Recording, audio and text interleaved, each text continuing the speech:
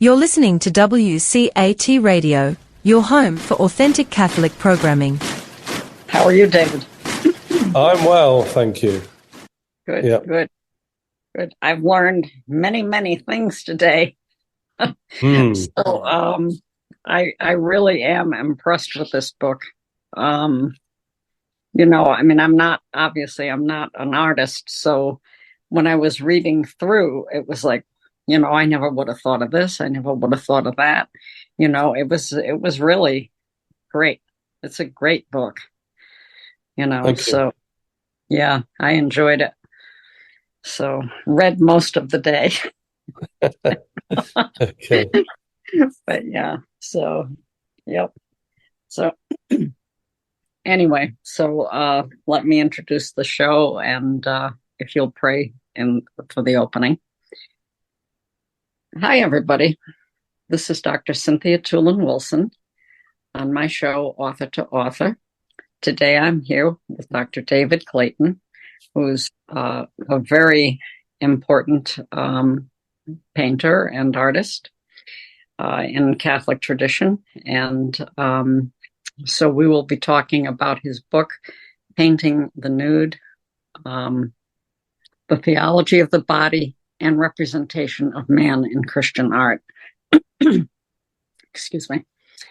Would you like us to start us with prayer?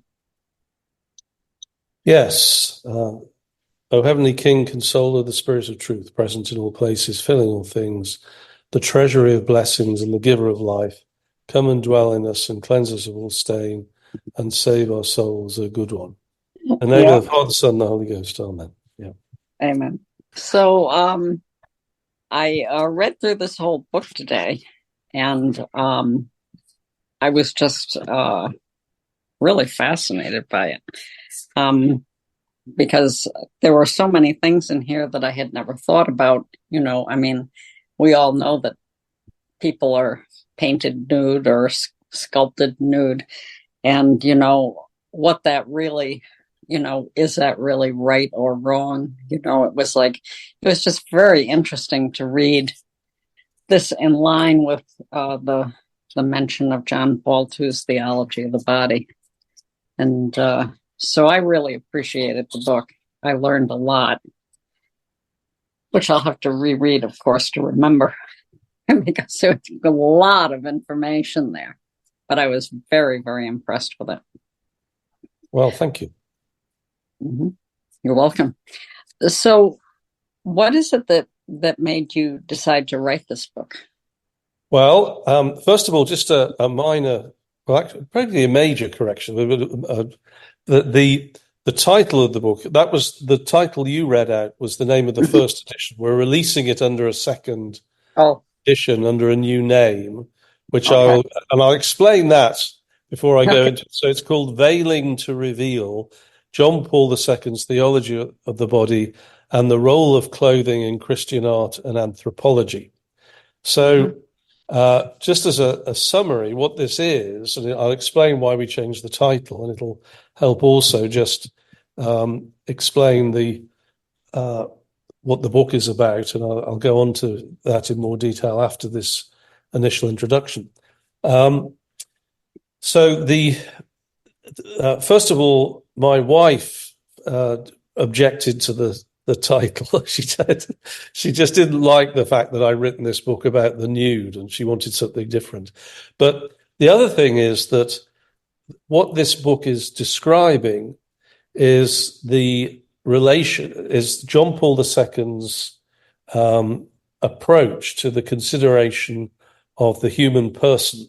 It's not really so much about the nude, although that is what has become the contentious issue in regard to art and the theology of the body.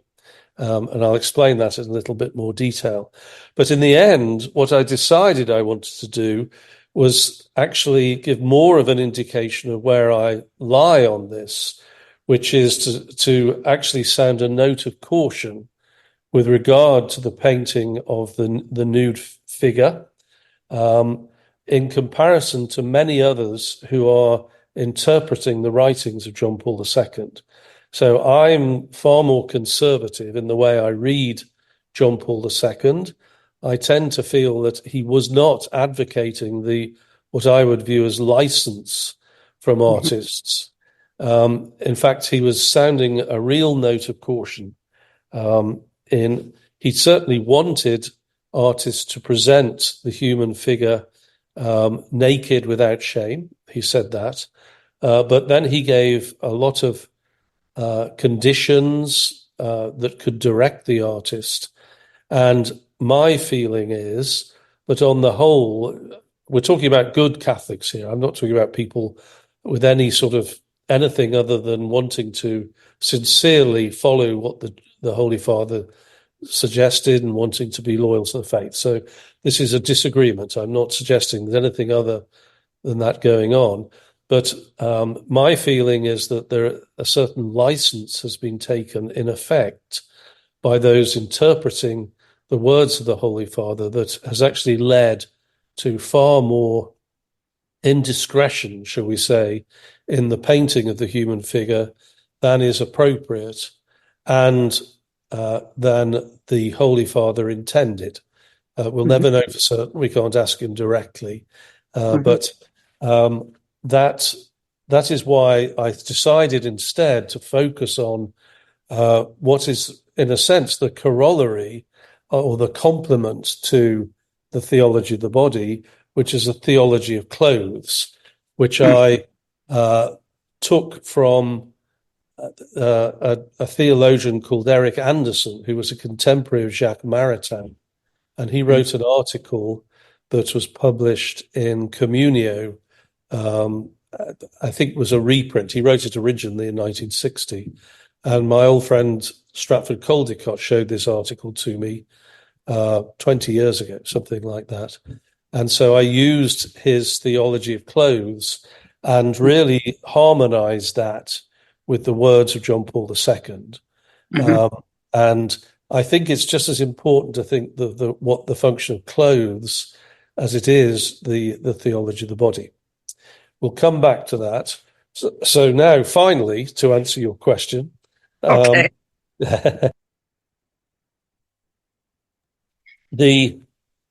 What happened was that I moved to work to the US from the UK, and something like 15, 16 years ago. And I had a position of artist in residence, and I was anticipating that we would do art classes and I'd be teaching students art.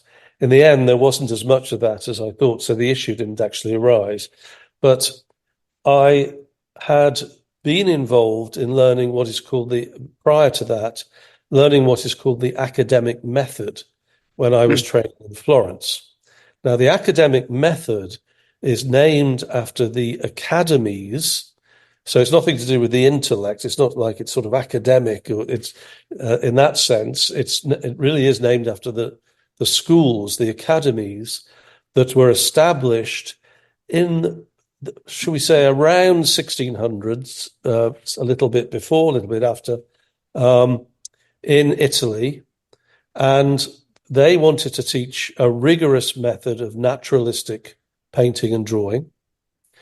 And they called themselves academies because they wanted to evoke a sort of respectability and deliberately to attach themselves to Plato's academy. They wanted to give themselves a high standing in society at the time. So they called their art schools academies.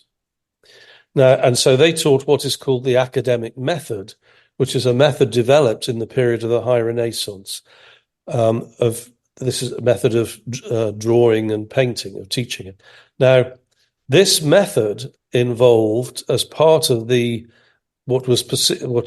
way they presented it to me, just the tradition and unquestioned tradition that went back to the 16th century, at the very least, of figure drawing. So this is drawing and painting the nude as part of the training. And so I did, for the whole time I was in Florence, either a full morning or a full afternoon of figure drawing the whole time. And the figure would disrobe and would be the model, and we would observe it very closely and draw or paint the figure. So I was thinking that maybe we would initiate this at Thomas More College of Liberal Arts, where I was about to begin working in New Hampshire. And I anticipated that some of the parents and the students, or both, would object to the nude. I knew that it was that typically they were rather conservative, certainly Orthodox, but so also typically conservatively minded Catholics, and that some parents might feel uneasy about this. So I wanted to investigate and present an argument to justify the use of the nude in figure drawing and painting, because I'd been told this is absolutely necessary. You must do this. This is part of the training. It has been forever, and it was fully approved by the church. The church has no objections to it, and this sort of thing. So in order to bolster my argument, I started to read in much more detail the words of John Paul II, as I knew that a lot of people at the time were using his theology of the body, a lot of Catholics, to justify the painting, the use of nude models. So I started to read it, and there are 4 addresses in particular where he refers to this, but I looked at the sort of general picture of what he was arguing. And I looked also at other things that he'd written about art. So I read the letter of art to artists again, which he wrote in 1999. That doesn't have anything that I can remember specifically about the nude, but it gave me a sense of his understanding of art. And then also his address in the Sistine Chapel when it was reopened after having an intensive cleaning. And this occurred after his, or certainly he was known for the theology of the body at the time, because he said this chapel is almost the chapel of the theology of the body. And this would be quoted by people in order to justify the nude. Of course, there are lots of nude figures painted by Michelangelo in the Sistine Chapel. And so this was used to justify nude figure painting and drawing, and the use of the nude in Catholic art, the widespread use of it. When I started to read these documents, what I discovered as I read him was that, in fact, he was very much more conservative than I'd heard, that while he did want the representation of the human body to represent what he called original man, a man in his original innocence, naked without shame before the fall, he issued a lot of notes of caution. And what he demonstrated actually was a deep understanding of the Christian traditions in art, I think more than many who actually do the drawing and painting and have done a lot of this figure drawing in the way that I describe, many other Catholics. And he said that, in fact, only certain forms should be used for the nude, and they should be highly idealized. And he had 2 suggestions, and we'll come back to the details. I'm sure you'll push me on that. But in the process of reading this, I actually reversed my position. I felt that, in fact, John Paul II, if you would look at what he actually wrote, the arguments that would be based on that would argue very strongly against nude figure drawing and painting in the way that it was done in the academic method. I re-examined my training, and I concluded that actually it isn't necessary at all to do this as part of an artistic training. Not that that alone would justify it if it was morally wrong. Although actually, when you listen to people, a lot of them almost use that argument, that this is what the artists couldn't produce good art if they didn't do it. That doesn't justify it one iota. actually. But in fact, it isn't true. There are ways around it. And so I started to talk about this, and I found great resistance. A lot of people did not want to hear what I had to say. A lot of people were invested in this interpretation of John Paul II's theology of the body, which, in my view, gave more license to figure drawing, to the nude, and certainly in naturalistic representations, which is what the academic method does. It's highly naturalistic, and John Paul II stated categorically that he didn't think this was a good idea. Naturalistic representations of the human form disrobed. But people did not want to hear what I had to say. So I was approached at a certain point to write an essay for a Festschrift. I had to ask what a Festschrift was. It's a tribute to an academic tribute to somebody. Actually, it was for Stratford Caldecott, who at that point was soon to die of cancer, actually. So a lot of his friends were writing a Festschrift. It was Francesca Murphy, who was a theologian at Notre Dame, who invited me to contribute. And I was extremely flattered, I have to say, that she thought me worthy of contributing to this. So I wrote this essay, and the reason that I felt it was particularly relevant to Strat was that just prior to coming to New Hampshire, which was a job that I obtained through Strat's introduction. He helped me. He was my mentor, and he opened doors for me. And I'm still have fond memories for him, and really am very grateful to everything that he did for me. I was actually conducting an art class in Oxford prior to coming to the UK. And Strat and his wife Leonie approached me and said, our daughter Tessa has expressed an interest in being a model for your class. And they said very quickly, but she doesn't want to be a nude. She wants to wear clothes. And I remember thinking about it and thinking, actually, I would feel extremely uncomfortable, if I'm honest, in having somebody that I know and the daughter of somebody that I know in that position in front of me.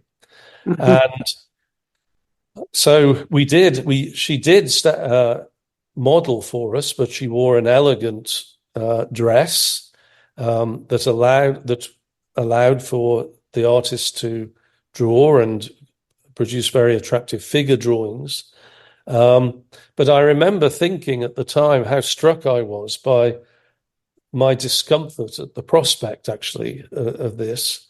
And it's something that artists almost will not, I suspect, will not admit to. Perhaps they don't feel it, that's why they don't admit to it. And I'm more easily shocked than they are. But really, the whole time I was doing this figure drawing, I often had to go to confession afterwards. I'll admit I was not totally absorbed in the shapes in the abstract. My mind would stray. Artists will tell you they never even think about it, anything other than the abstract. Well, to me, it was a near occasion of sin. I worked through it. I did not enjoy it. I wished I didn't have to do it. I assumed I had to. And I sort of got to the point where I desensitized myself to it. Mm-hmm. And I remember it struck me at the time that what I was effectively doing was depersonalizing the figure. Which is exactly what John Paul II says we shouldn't do with the human person, is view them as an abstract shape or just a body. But that's what I had to do in order to be able to adopt the right approach in these classes. I had to train myself to do it. And I didn't feel comfortable doing that either. And I hadn't really talked about this with anybody, but I was struck by all of these things. And when Francesca Murphy asked me to write this essay, I thought I'd collect my thoughts and write them down. And so that's how the book took shape. It was originally published as an essay in this Festschrift, and then I wanted to promote what I'd said more widely, and so I published it as a separate book later on. Okay, that's interesting. When I never really knew what kind of training artists went through. But of course, we all hear that nudity was involved at some point, but Yeah. I'd never really heard very much about it beyond that. I can see where that would make people uncomfortable. Well, one would imagine so. I mean, particularly men looking at women, Yes. Particularly men, and men are, of course, it's a particular weakness of men. So it's interesting that Michelangelo refused to use female models, and all his nude women are actually male torsos. I didn't know that. Yeah. And Wow. so the modern take on that is because he was homosexual and that he was effectively going with his passions. I don't think there's any evidence for that. I think it's much more likely he was a devout believer. I think he was a third order Franciscan. The Franciscans certainly did not encourage nudity in art at that time. And so it's much more likely that he was actually going away from temptation to his passions. But he did use nude figures, but it was men as I understand it. So, yeah. So perhaps what I can do is describe a little bit. Actually, there's a couple of things that I want to talk about. One is what John Paul II actually said. I can summarize that, and his arguments, which I try to reproduce, what this theology of clothes is, and then also the history of the nude coming into the canon, which again, I had not realized and was misrepresented to me when I was at art school. Not that they said very much about it. I think they were just making assumptions, to be honest. It's not as if, I don't think they were trying to deceive me or anything. Right. But it gave me the wrong understanding of where it came from. So first of all, what did John Paul II actually say? So he did advocate and urge that artists look to paint the human figure naked without shame. And he talked in his Theology of the Body of three different states of man. Original man, which is man before the fall, and that was his interest in those that are naked without shame. In other words, Adam and Eve are a prototype, so to speak, for all people prior to the fall. We don't know there were just two. We could say that at a certain point humanity fell. Whatever we believe, certainly he wanted to indicate that man before the fall, original innocence, as he called it, in order to allow people to be reordered in their appreciation of the beauty of the human body, because he felt that the modern world objectified humanity and viewed them solely as sort of in a selfish way, or was promoting it. I'm sure it's not true of everybody, so it's not solely, but tended to promote an erotic portrayal of the human body, and that really is all that it's worth. And he wanted to promote the idea of the human body as a sign of the whole person, a visible sign of the whole person, body and soul, and something good as God's creation and beautiful. He wanted it to be through original man. And so there are two other stages of man. One is what he called historical man, which is what we are, people after the fall, with the potential for sanctity through the sacramental life and the God's grace, and then man in union with God in heaven, which he called eschatological man, after the eschaton, which is the word for heaven, effectively. Now, he did make suggestions as to how original man should be presented. He first of all recognized what many aren't aware of, that it's not sufficient to paint people as they look. If you're a Christian, all Christian, authentically Christian representations of the human person, and there's a wide variety of different styles, that if it's authentically Christian, it will be partially abstracted. It will not be a strictly photographic or highly naturalistic appearance, because the artist must attempt to reveal the invisible through visible means. And by the invisible, I mean the existence of a soul in the person. And there are certain artistic devices that artists have used to suggest that. Now, if you're looking at me, you know that I have a soul because I'm moving my hands about and I'm talking. An artist is stuck with a snapshot image.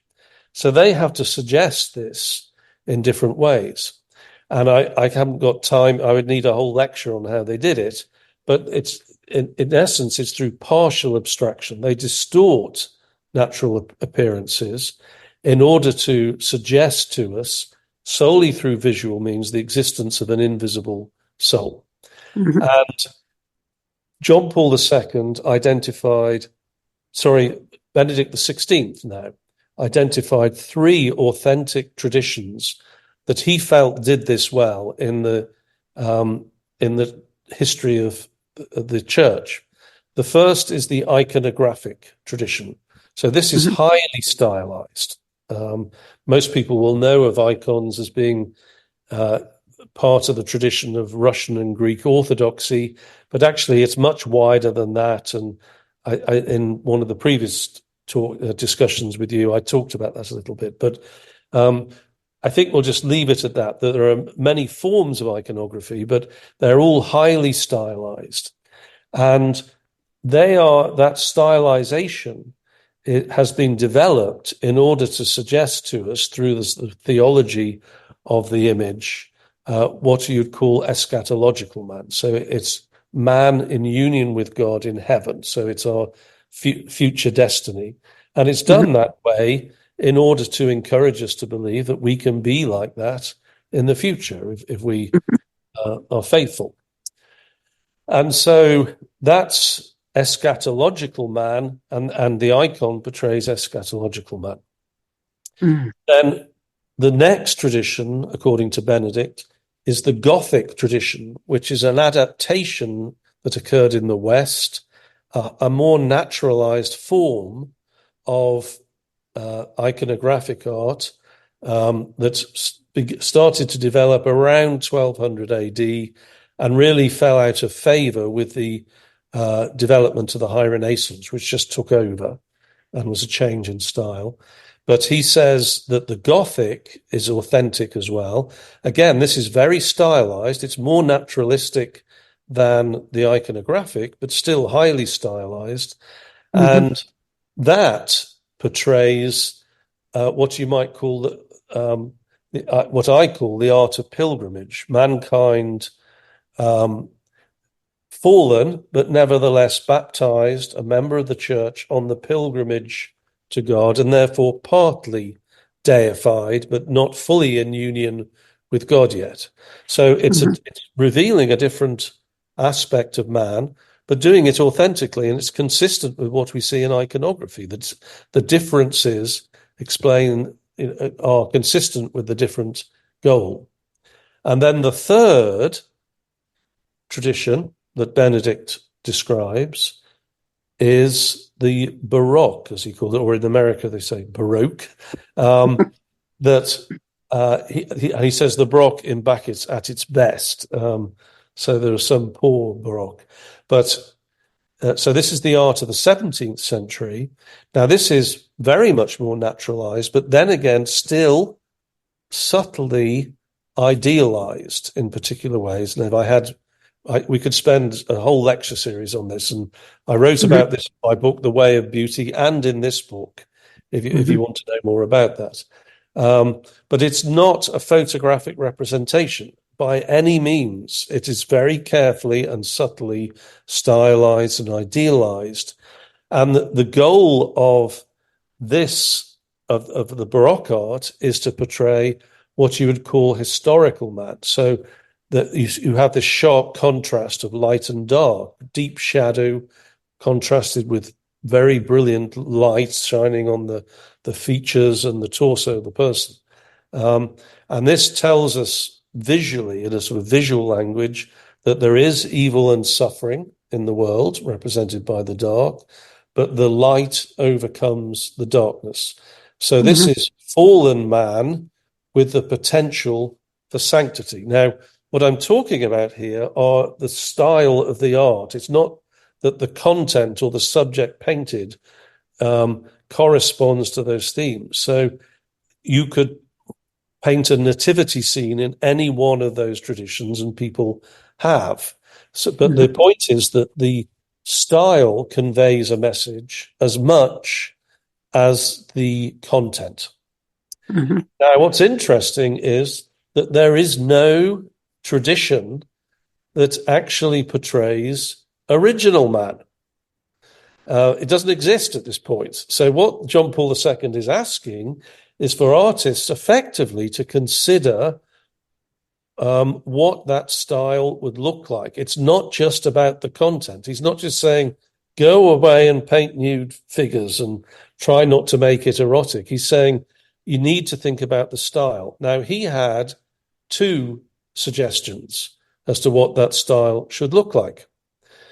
First, he noted that theologically, original man and eschatological man are very similar. They're not identical. Eschatological man was actually the future destiny of Adam, as I understand it. Just that the fall sort of intervened and became an interlude, shall we say? But so it's something slightly different. But he suggested that as a starting point, we might look at the iconographic style for our nudes. So something highly stylized. And in fact, if you look at icons, there are occasional portrayals of nude, Adam and Eve before the fall. And these are extremely unerotic, shall we say. I mean, they are not titillating in any way. I would challenge anybody to feel that as they look at it. And that's deliberate and that's good. And John Paul II is saying maybe it should look like this. The second is that he looked at the work of Michelangelo. Now, you may say, well, Michelangelo is highly naturalistic. Well, not in John Paul II's eyes, actually. Michelangelo, his art was actually based upon the ideal of the ancient Greeks. And if you look at it, the style, the way that he painted, even down to the facial features, they look like a Greek statue from 500 BC. And he studied by copying those statues. That's what people did at that time. And so he's saying maybe, just suggesting, when he looked at the Sistine Chapel, that maybe the theology of the body could be a combination of natural appearances, as all Christian art is, and the idealization that comes from the ancient Greeks. What he said it shouldn't be, quite explicitly, is naturalistic art that corresponds to fallen man. So not in the Baroque style, and certainly not in 19th century realism, which is a sort of degenerate form of the Baroque style that is far more naturalistic. And actually, a lot of the people in those ateliers that taught the academic method today or teach it actually paint 19th century realism. So this would be painters such as Bouguereau or would be a famous one from the French Academy in the 19th century. And John Paul II is saying that is not appropriate. We should not be seeing the nude figure in those naturalistic styles.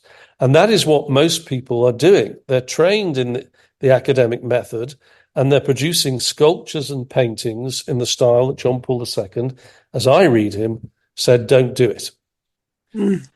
So that's the first point. So that's a combination of what John Paul II said and what the theology of the body said. Now, the theology of clothes is interesting. So again, this links me back to Stratford Caldecott again, who, when I was pondering over this, drew this article to my attention in Communio.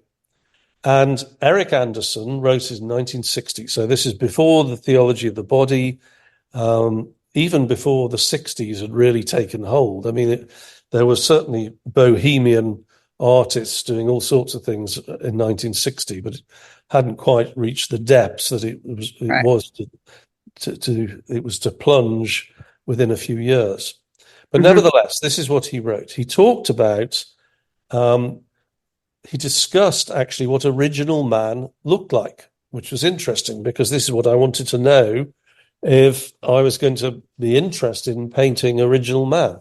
And he said that original man was in some sense before the fall clothed, not in clothes, but clothed in glory. And so if we looked at them, they would have been shining with the light of God, effectively, shining with something akin to the uncreated light that icons are supposed to portray. So that's why John Paul II made the connection between the two. But he said that what happened is, after the fall, he lost this glory. It would be like having a light bulb where you're dazzled by the light, and then suddenly you switch the power off, and you can see the filament, which is invisible to you before you switch the power off. And he's saying that, how did you know that you were naked, was the question God asked Adam. And it's because effectively the light bulb had been switched off, and suddenly they could see aspects of themselves and each other that were not apparent to them before. Right. And so he said the role of clothes is not actually to cover up, it's to partially restore what was previously lost. And so that is why we have traditionally masculine and feminine clothing. And it seems to me it's appropriate. I think it's Deuteronomy where God forbids the Israelites, at least, men from wearing women's clothes and vice versa. So this is not saying, I'm not arguing, therefore, that all women should look like, the Amish or something, and it's skirts only. But what I'm saying is that it is appropriate for women to wear clothes that accentuate their femininity, and for men to wear clothes that accentuate their masculinity. And if the art of the theology of the body for historical man is to show people with clothes on, because that's what clothes do. They reveal in an ordered way the masculinity or the femininity of the woman and veil from us the parts that would otherwise distract us in our fallen nature. And we all have concupiscence. We're all prone to this, and we shouldn't, therefore, be hesitant to admit it. And so I would say that if you're going to use a person as a model in a class, first of all, they don't need to be nude. You don't need to understand anatomy by studying the nude. It just isn't necessary. And my proof for that is that Velázquez, who's one of the greatest Baroque artists ever, did not study the nude because in his training, he did one later when he traveled to Italy and he was allowed to. But in Spain, the nude was banned at that time. Some of the greatest Baroque artists ever emerged out of Spain during the 17th century, and they did not train with the nude. So it's simply not true to say that it's necessary to be a good artist. And secondly, even if it was, I would say if it's inappropriate, it doesn't excuse it. But also the appropriate way to study the human person, to understand their sexuality in the fallen state, is to see them with clothes on.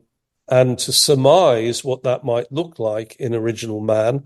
And John Paul II gave us those guidelines. And so that's why I use the phrase veiling to reveal, because actually I want to accentuate the positive view of clothes in a traditional understanding, in conveying the true meaning of our humanity. Actually, they don't hide, they don't veil, they actually reveal in a particular way. So that's the second thing. The third thing, which I discuss, is that there are two more things. One is the history of the nude in the artistic training, and then finally the etiquette that's typically used in the art studio where there is nude figure and drawing. I'll explain why I think what is done to try and protect the dignity of the model actually debases the model in a different way that's unintended. But first of all, the history of the nude coming into the canon. The person who first proposed this, so prior to the 15th century, it was not part of the canon, it was not part of the training, and in fact, Christians stopped it when they were able to. It ceased to become part of the training as soon as Christians had any control. So it fell out. The ancient Greeks and Romans, I think, did it in part, but it fell out of the training of artists, shall we say 300 AD, 310 or something, as soon as they had some control, and certainly Christians didn't do it until you get to the 15th century. And the person who was responsible for introducing the nude into the canon and into the training was the humanist Alberti, who also wrote a book on architecture. He wrote a book on painting, but he advocates the use of the nude in study. Now, he was not really strongly Christian, as I know. He certainly didn't do it with a Christian argument, but he advocated. It's not absolutely clear what his argument is. He uses an artistic argument. He doesn't get into the theology at all. But Dr. Christopher Bloom, who's at the Augustine Institute, wrote the foreword for the book, and he is adamant that the motivations of Alberti were not good, were not Christian. Now, actually, to back this up, sometime later, I was shown a video produced by a contemporary philosopher called Alain de Botton, who is a Swiss-British philosopher who in many ways has concerns about the ugliness of modern society. And he did a series of videos called The History of Ideas. And one of these was on the High Renaissance. And he talks, and he's in favor of what's happened there. He would like to see a repetition. He talks about how they valued beauty, how much effort they spent on training people and cultivating their sensibilities in order to produce beautiful art and architecture, and how they were ready to devote a large proportion of their resources to the production of beauty. And he'd like to see that continue today. So he's making an argument that in many ways I'm sympathetic to. I agree with those general sentiments. But then it's interesting. He talks about the reason for the introduction of the nude. And he says, and I'm taking his word for it, he's a known academic, respected academic. He says that the reason was that the humanists at the time, who were not Christian, believed that the source of creativity, of human creativity, was not God's grace, but was actually the eros, the erotic urge. And so they deliberately created paintings that they thought would provoke a disordered reaction, and wanted to focus on the naked human form in order to redirect the libido, shall we say, towards this creativity. Now, it's an absurd notion, but it's an argument I've heard it by people in the 20th century, in totally different contexts. So it's a repeated argument. But if this is true, then of course this is totally wrong. Now, people would look at the work of artists such as Botticelli, for example, who he says was influenced by this idea sometime after Alberti, and say, well, it's not erotic. Botticelli's Venus is beautiful. Well, that may be so, but at the time they thought it was. That was his intention. And what I think it says is that we are so desensitized because we're just flooded with erotic imagery that is very much more powerful, that basically we need a more powerful version of the drug in order to actually give us a high, if I can use that analogy. And it says something rather sad about us, that we don't see the intentions of Botticelli in what is there, but that doesn't make it good necessarily. So that is the history of why it was never a Christian motive.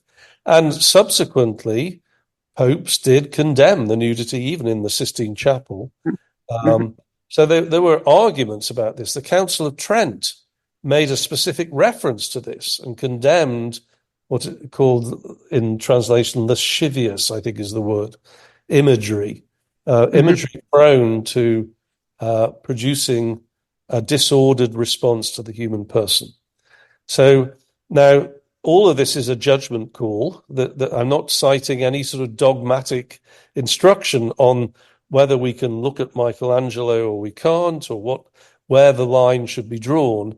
But I would say that this suggests to me we should be far more cautious than many people are today, many Catholics. The final thing that I would refer to is the etiquette in the art studio. And anyone who's ever done an art class will probably recognize what I'm talking about. So what happens is the students come into the art studio, and anybody apart from the teacher who isn't actually studying the figure is not allowed in the studio.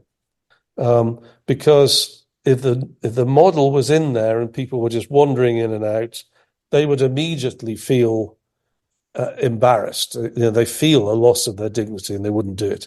So people are not allowed in. The artists, the model robes and disrobes behind a screen, and then walks out and takes up the pose. And the only person allowed to engage with the model is the teacher. So it is the students certainly don't say, "Hi, how are you doing? Good to see you," to this nude person, because it's deemed inappropriate. And we don't need to sort of get into the theology of it. The model simply would not go again if people did this. They feel at a disadvantage. Now, what's going on here, what you're doing effectively is depersonalizing the model. The way that we know there's a person there is you engage with them, you're in relation with them. And this is exactly the problem that John Paul II said was causing all these difficulties in the first place. So whilst it does help to mitigate the tendency to eroticize, if I can use that phrase, or view the human figure badly in a particular way, it substitutes it with something else, which is bad, which is effectively to view the person not as a person, but just as a shape, as someone with whom you don't relate personally, who is an object to be drawn. And I would say that is not appropriate either. This is just another way of contributing to the problem. So everything says that we should be very, very cautious in how we deal with this. I'm going to say the problem, but the issue of how we paint the human person and how we follow the call of John Paul II in his Theology of the Body. Mm-hmm. Yeah. Well, that's a weighty topic. You know? The one thing that kind of surprises me is that there are people who are willing to actually be these models. You know, so I mean, I understand about them not wanting to interact or anything because they'd be uncomfortable. But I mean, I think they'd be uncomfortable being a nude model, period, regardless of how the reactions were of the people who are painting them or drawing them. Yes, well, this is another reason that I just felt uncomfortable about it. Is I could not imagine myself doing it myself. Yeah. I just thought, if I couldn't do that, how can I let someone else do that in front of me? Yeah. And it's interesting that there are certain occasions when it is appropriate for us to see each other in the Christian world nude, putting aside the debate about the nude models.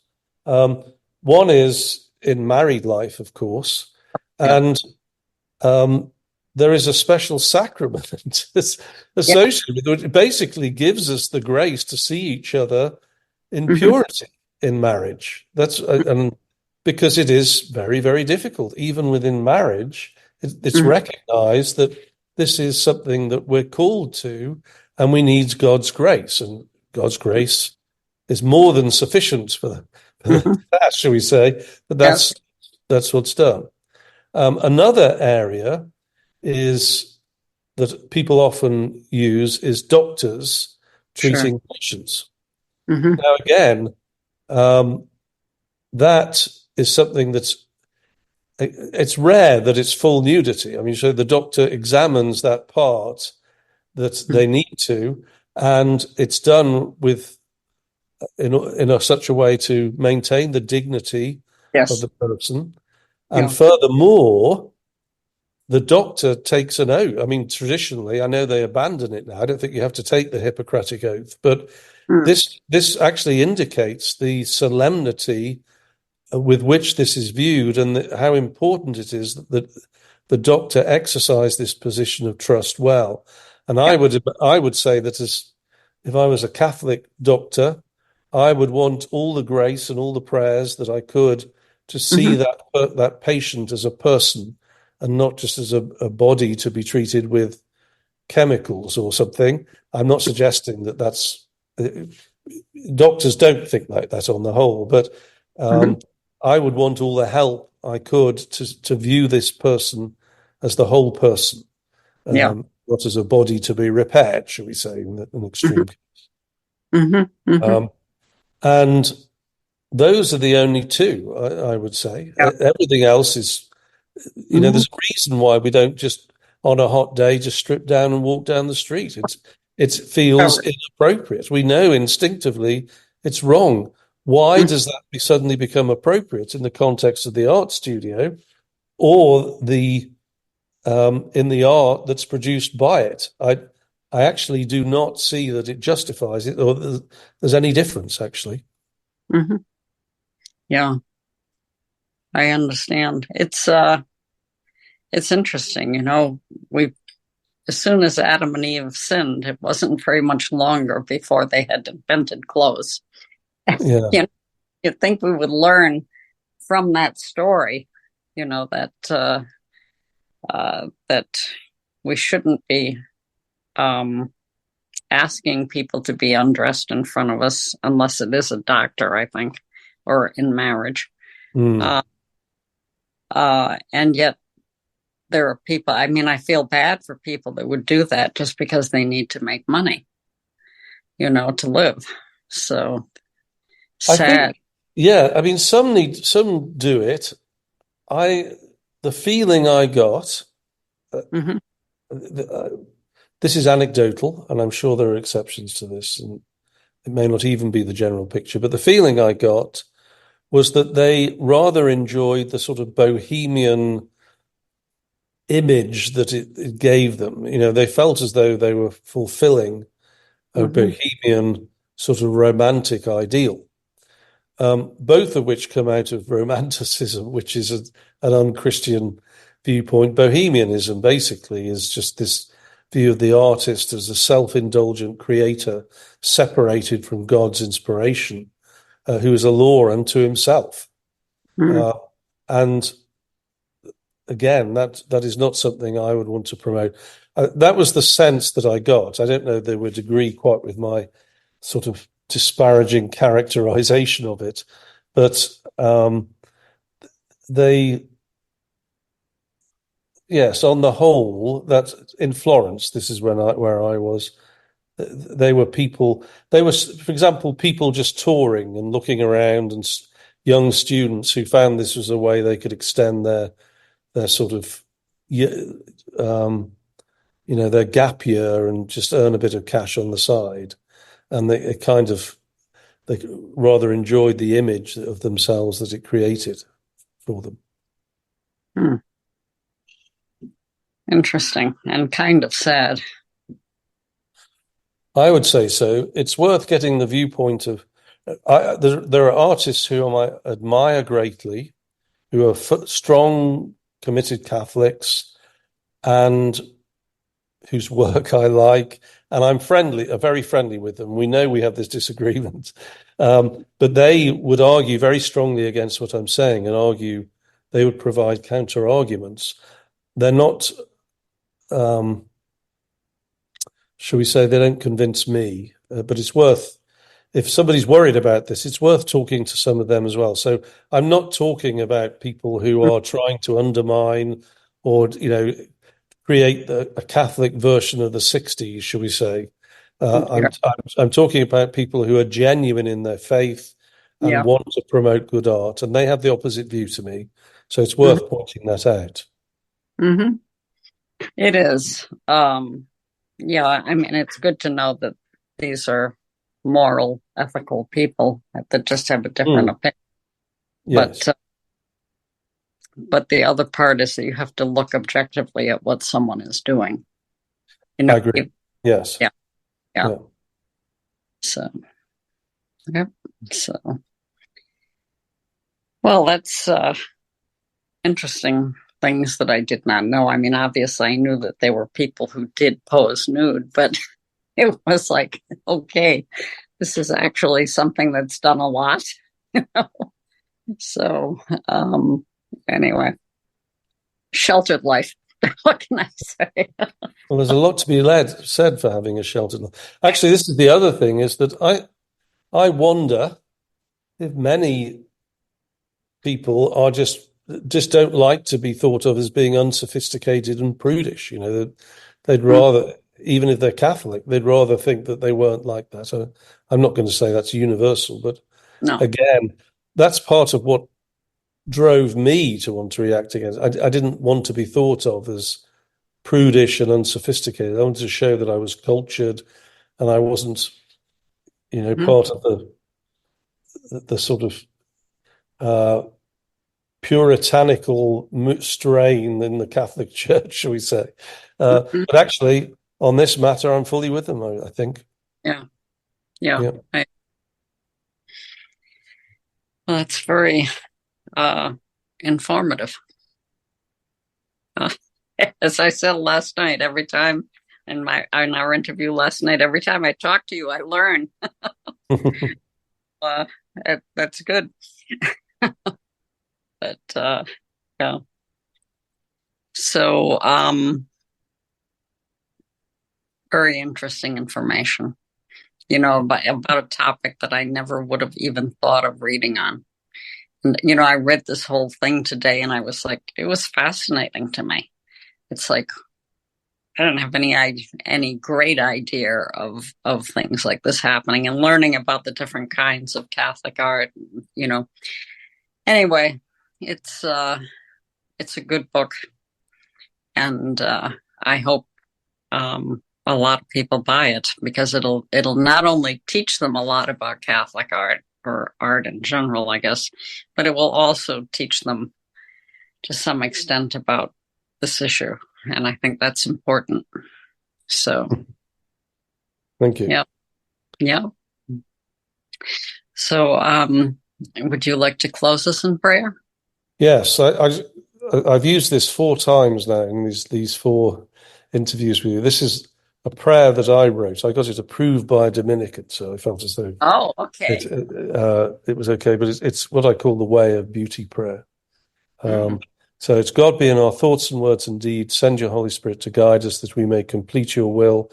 Grace responding to grace. May the beauty of our work inspire those who see it to love as Christ loved, that through worship of you and charity to others, all may know his peace and joy through Christ our Lord. Amen. In the name of the Father, Son, and the Holy Ghost. Amen. Amen. Okay, well, thank you very much for the interview. And this is my last interview on the show, so I'm moving on to just doing work. Oh. Yeah, I've done almost, I think Sebastian said almost 400 interviews. Wow. Gosh. Yeah, and I loved it. I could be wrong on the number, but I think he said about 400. And I've been doing it for several years, but I wanted to start writing again, and of course I have my job, and so there's only so much time in a day. Well, I guess next time then you'll be the interviewee, and somebody else will be interviewing you about your book if you get back to writing. Let's hope that happens. Yeah, I wrote one memoir, and I'm going to start writing, I think, again, just about what it means to be a Catholic professor. Wow. Okay. I think that's so important. People just think you memorize stuff, walk into the classroom and spit it out at them. That's not exactly. So I'm thinking of doing a memoir on that. Well, I hope you do, and I'd love to read it when it comes out. Well, 30 years I've been doing it, so wow. So okie doke. Well, I will see you on Zooms and so forth. Yes. Okay. Very nice to see you. God bless you.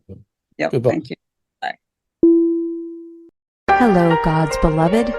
I'm Annabelle Mosley, author, professor of theology, and host of Then Sings My Soul and Destination Sainthood on WCAT Radio. I invite you to listen in and find inspiration along this sacred journey we're traveling together to make our lives a masterpiece and, with God's grace, become saints. Join me, Annabelle Mosley, for Then Sings My Soul and Destination Sainthood on WCAT Radio. God bless you. Remember, you're never alone. God is always with you.